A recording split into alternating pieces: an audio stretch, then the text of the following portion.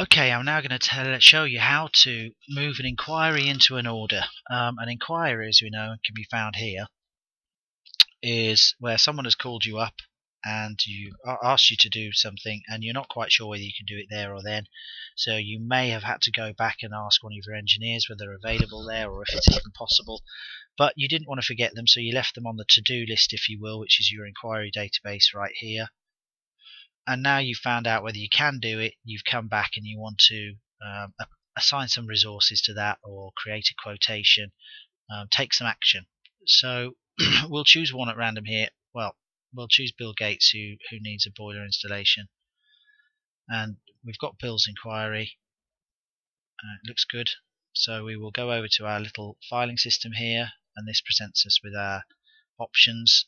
Go back, edit, sign off or delete. And in this case we want to sign off this inquiry, so we're going to click that, which gives us some options down here to convert to a quote or order. That's exactly what we're going to do in this case, but it may be that Bill doesn't want to go ahead, and if he doesn't, we can click one of these and that will end the order right there. But it will give us some information at the end of the month as to why he didn't want to go ahead. It may be too expensive for him, which is a little bit unlikely.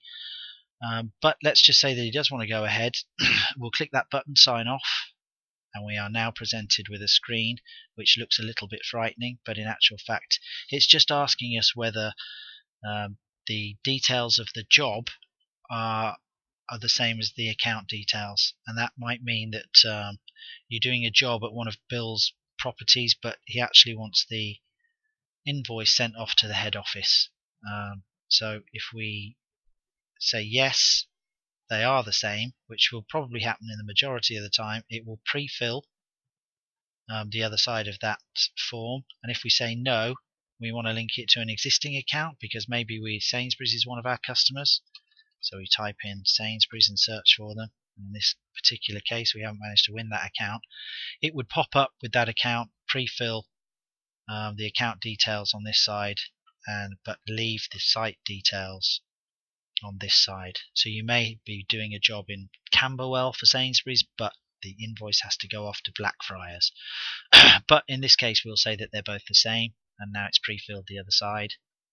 I'll have a quick check. Department, boiler installation, recommended by Sergey, which is nice. Need 5 new commercial boilers in several properties. No extra notes, so we'll now sign that off.